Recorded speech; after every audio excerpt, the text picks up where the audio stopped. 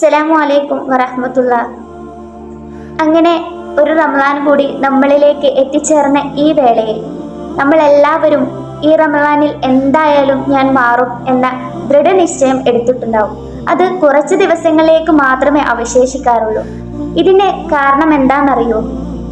റമദാൻ എങ്ങനെ ഉപയോഗപ്പെടുത്തണമെന്ന് നമുക്ക് അറിയാത്തത് കൊണ്ടാണ്.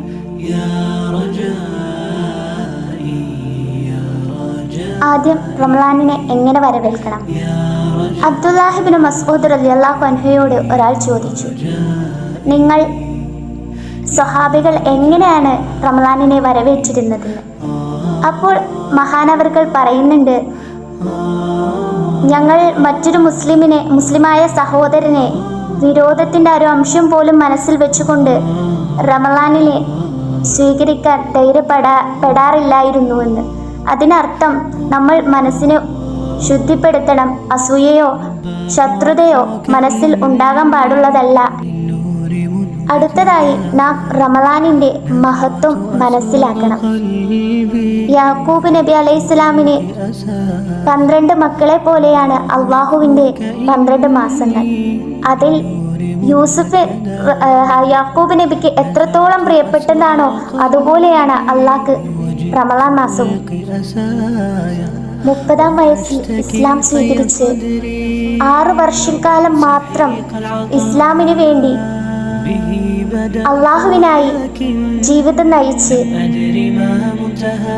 അള്ളാഹുവിന്റെ അർശിനെ വിറപ്പിച്ചുകൊണ്ട് അള്ളാഹുവിലേക്ക് യാത്രയായ സഅദ് ഇബ്നു മുആദിന്റെ ജീവിതം പോലെ നമുക്കും നമ്മുടെ ജീവിതം കുറഞ്ഞ വർഷക്കാലം കൊണ്ട് മാറ്റിയെടുക്കാവുന്നതാണ്. അവസാനമായി ഒരു കാര്യം കൂടി സൂചിപ്പിക്കുകയാണ്.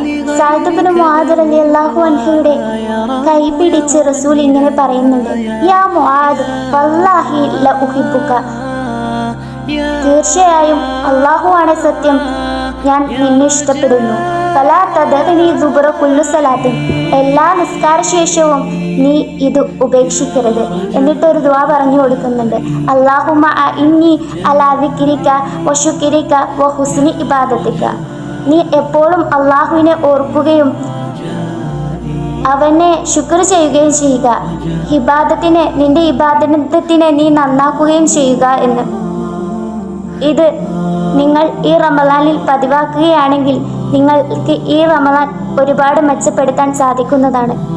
ഇൻഷാ അല്ലാഹ് എല്ലാവർക്കും ഈ റമദാനിനെ മെച്ചപ്പെടുത്താൻ സാധിക്കട്ടെ എന്ന ആത്മാർത്ഥമായി പ്രാർത്ഥിച്ചുകൊണ്ട് ഞാൻ നിർത്തുന്നു.